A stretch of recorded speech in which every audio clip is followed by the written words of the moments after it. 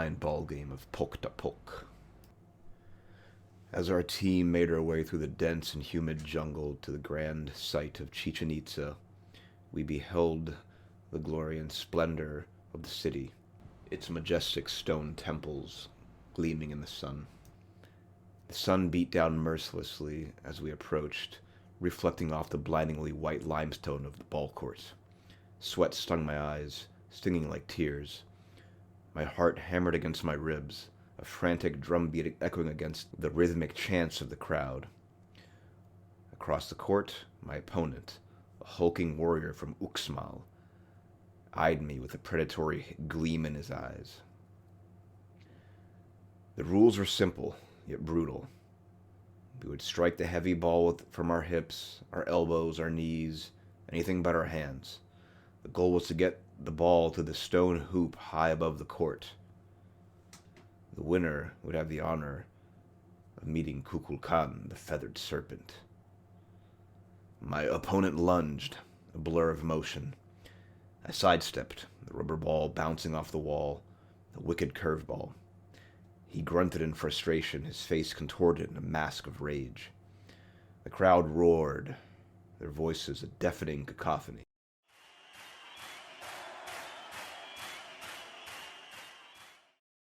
I could feel the weight of their expectations, the pressure of their hopes, crushing down on me. The game was a blur of motion. The sting of a rubber ball, the roar of the crowd, the pounding of my own heart. I dodged, I weaved. I struck the ball with a desperate ferocity. Sweat streamed down my face, blinding me. I could taste the dust and the blood, the metallic tang of fear. Then, a lucky bounce. The ball, propelled by a desperate kick, arced towards the hoop. It struck the stone ring with a satisfying thud. The crowd erupted in a deafening roar. I had won.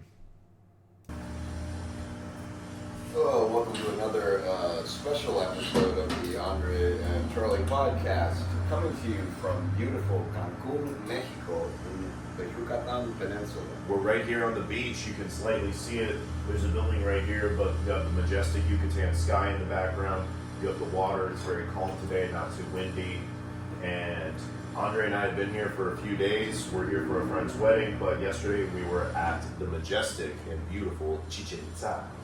That's right. This place this place has a lot of history is an understatement. I mean, there's been human civilization going back here thousands of years. Most notably the Mayans, of course. The Mayans have a very interesting history. We're saying, Andre, that the Mayans have been here for, we're here. Of course, Yucatec Mayan language is still spoken. The Toltec were also had a presence here. Of course, Mexico had the Aztecs and the Olmecs, but we went to Chichen Itza yesterday, and we learned, we got a tour guide, and the first thing we learned is that the Itzas were wizards, that the Itza means wizards. Yeah, the Itzá was actually like a special class or group within Mayan society. They were sort of the wizards, the mages, if you will, or the magi of Mayan society. They were an elite priestly caste of sorts, which, they served as the head religious, they filled in the most important religious roles in Mayan society, and as a result, they kind of, in a way, dictated what the rest of the society would do and how they would operate.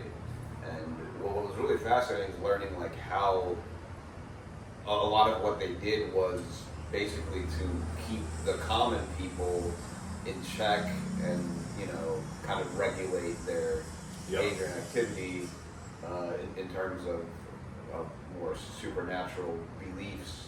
They have a very fascinating sort of mythological cosmos, and it has a lot of parallels, interestingly, to other cultures that are in completely different parts of the world, in the European cultures, China, India, Europe, the Middle East.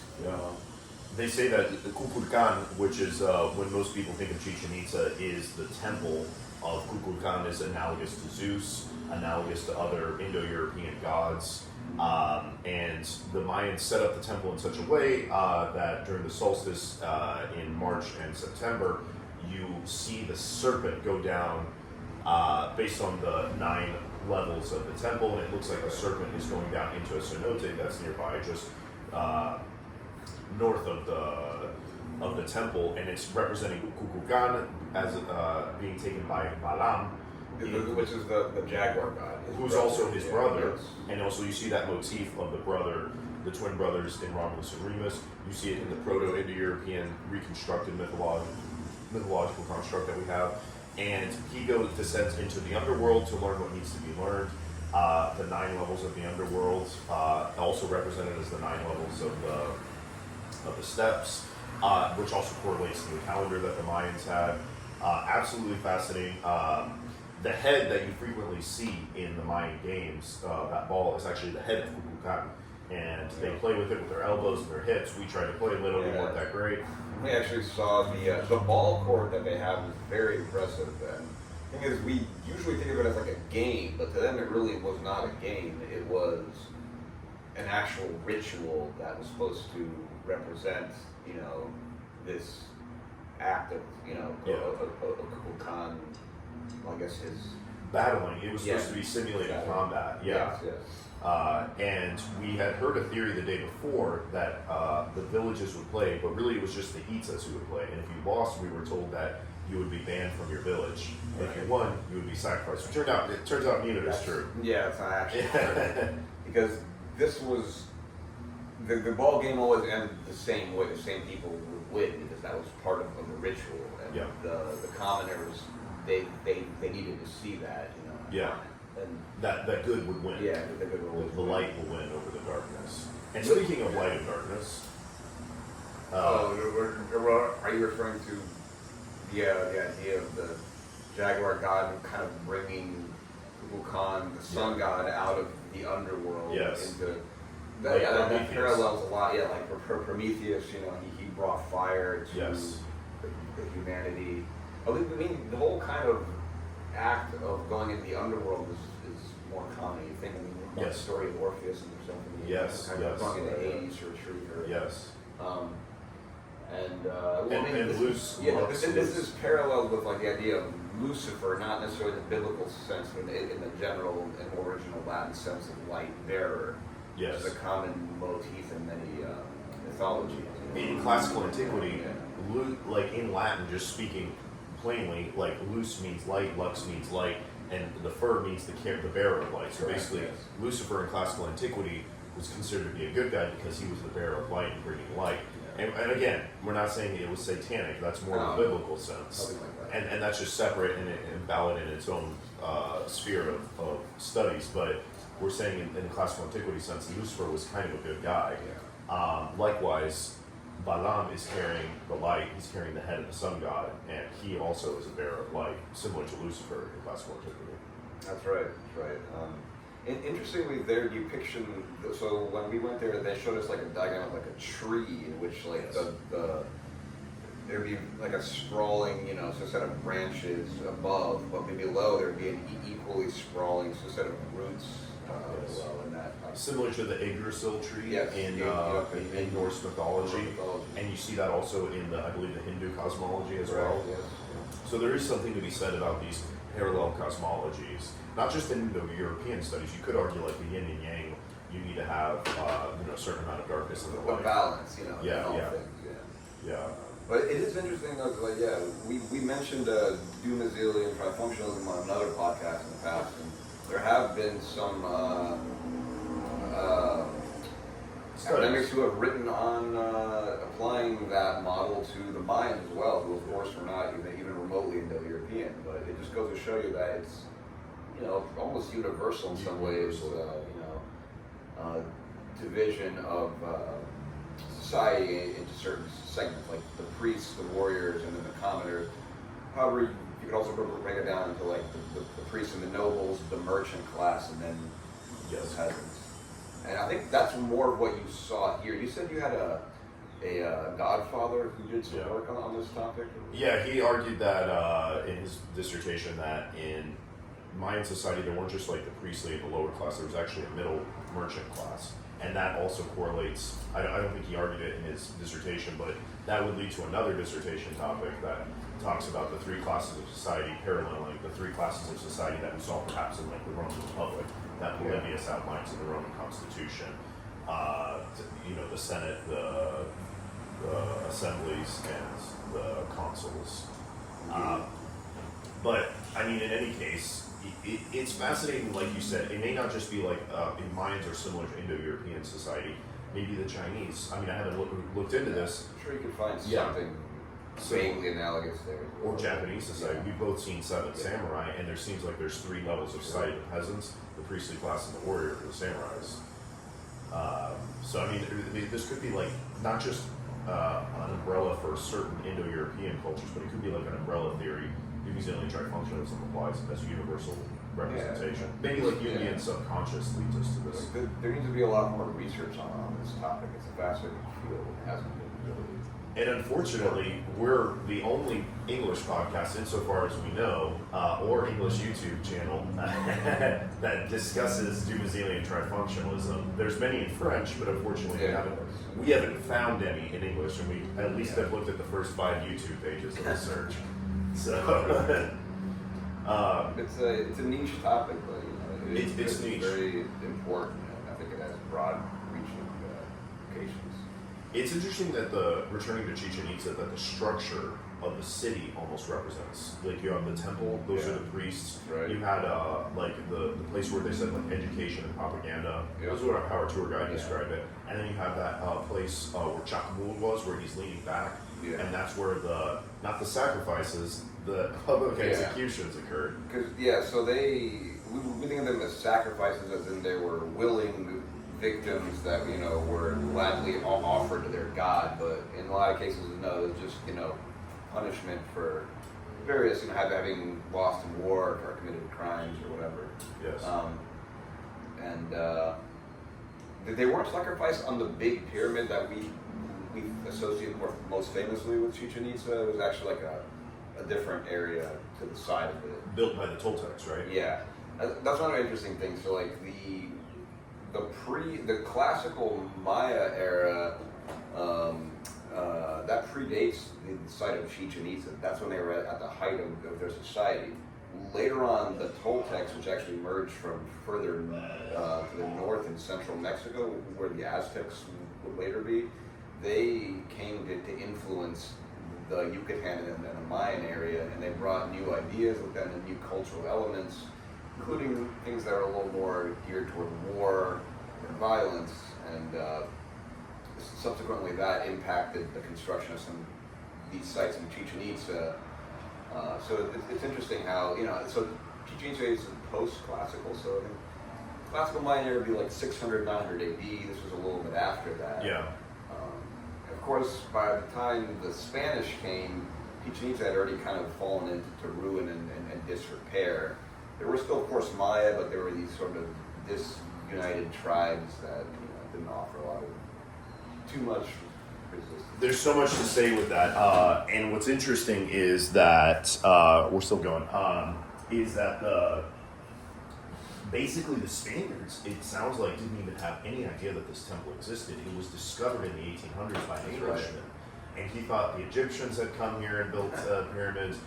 But it's a pyramid. I mean, I guess so Egypt has come yeah.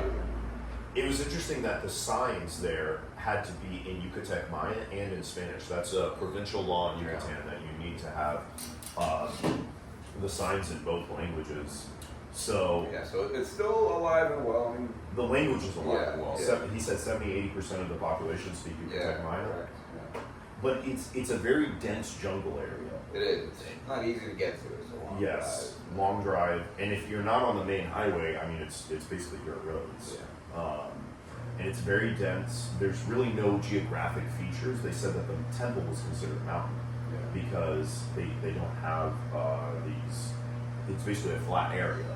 Yeah, so they built these grandiose pyramid temples to kind of simulate mountains, to get close to the gods, or as a place to have these rituals. Yes. And speaking of the mountains, the tour guide told us that the ballgame was an inverted mountain. right? They didn't really see it as a coliseum as the Romans would have seen it. Yeah. They saw it as a mountain going down. Yeah. It's interesting what you said, like the different layers of the city. He told us that there's different, like you just said, there's different eras of Chichen Itza. There's the Toltec area, and then there's a temple within the main temple of Chichen Itza, which is was built there. And then I think in 2007 he said, or 2012, National Geographic did vibration tests within the temple. There's even a third temple between. So there's, at least insofar as we know, 3 temples in Chichen Itza. And all the foundation was had like tiles. They had built that foundation on top of potentially a cenote. So it's in a sense like Rome, different layers of the city. Ancient Rome, medieval, Renaissance. Yeah, it goes to show you the very complex, history and cultural dynamics that affect the area. I mean, the Mayans were never a unified empire, unlike the Aztecs and Toltecs. They were just a set of city-states in the area that had a common that had alliances through marriage. Yeah. Marriage alliance, our guide told us, was one of the most paramount ways that they maintained. Like the Itzas would be very careful who they would marry. Yeah. Well, like I said, that they were influenced clearly by other trends happening in Mesoamerica over time. Yes. Like the Toltec, right? Yeah. Like coming in who were the more aggressive warrior types. Yeah. And the Aztecs inherited a lot from the Toltecs, actually. Yeah. Took over. And remember we were talking about the god Quetzalcoatl, and there might have been an analogous. Right, yeah. So the guy told us that Quetzal bird is only found in Central America. Actually, it's not found in the main part of Mexico. So that somehow the bird from that spread to becoming the god of the Aztecs as well as But despite it not being like indigenous in this area. Right. I think that means the Mayans originally were from further south in Central America and migrated into and might have brought that up here. And that further supports the theory that there was a merchant class that was engaged in trade. That further supports the theory that marriage alliances were of paramount importance in maintaining the stability of the region. So it really is kind of fascinating how all these cultures, it's not like the Mayans are completely separate from the Aztecs, and it's not like they sort of built on each other. Yeah. And even though there's this bird that existed, all right, Andrew Ullman is returning.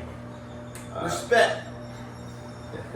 Andrew, how did you feel about visiting Chichen Itza? So have you guys discussed the Pok-ta-pok game yet? Yeah. We didn't bring up that it was named Pok-ta-pok, but would you like to? Pok-ta-pok. Yeah. 7 guys on one side, 6 on the other. 13 total people. The high priest throws the kilogram ball down. Yeah. How bouncy was that ball? It was kind of like between a basketball and maybe like a heavy basketball. It was weird. It's like a kickball, right? It was like a handball. It was surprisingly really bouncy, and of all the things that were being sold as tourist gifts over there, I kind of wish that we got one of those rubber balls to play with. But when we walked in, remember they showed us like the rubber tree over there. What they made the balls out of. Yeah.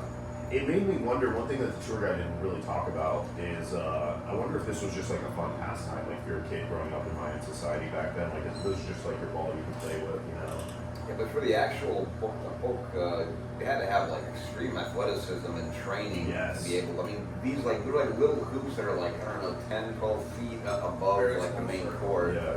But I think like they said there's a guy under it that they have to like pass it to, and then that guy, he's the priest guy. Yeah. But they only can use like elbows, knees, and hips, so they can't actually use And we tried to play with that, and it's actually surprising. Yeah.